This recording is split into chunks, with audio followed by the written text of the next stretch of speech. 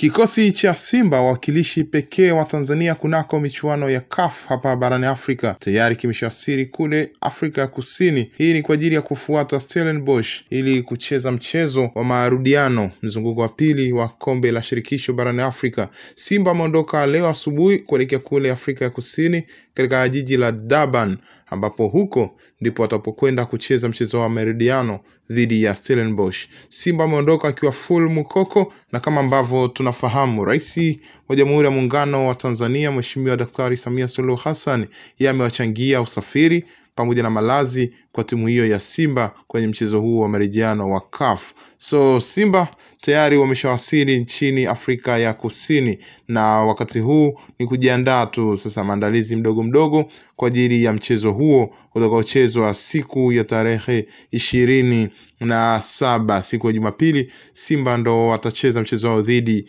ya Stellenbosch. Wakiwa kule nchini Afrika ya Kusini, Simba wamepokelewa na balozi wa Tanzania nchini Afrika Kusini, huyu anaitwa James Bwana, na baadaye wataendelea na harakati sasa za kujiandaa. Simba amewahi, hii ni siku 4 kabla ya mchezo dhidi ya Stellenbosch. Kwa hiyo Simba vijana Fadlu wamewahi mapema ili kuzoea hali ya hewa ya bondeni, kujiweka vizuri, wachezaji kuwa fiti kiakili na kimwili kabla ya kumaliza ngwa hiyo ya pili. Mzunguko wa kwanza ambapo mechi ilichezwa katika dimba la New Amani Stadium kule visiwani Zanzibar, Simba waliibuka na ushindi wa bao 1-0, goli pekee la mchezaji MVP John Chazawa ambaye alilifunga kwa mkojo safi wa free kick au faulu kwa lugha ya Kiswahili. So Simba wako kule Afrika ya Kusini anajiandaa dhidi ya Stellenbosch. Mtuambie kupitia sehemu ya comment, unadhani Simba watatoboa kwenye finali, na kitu gani ambacho unatamani kukiona kwa Simba kikifanya katika mchezo huo wa marejeano?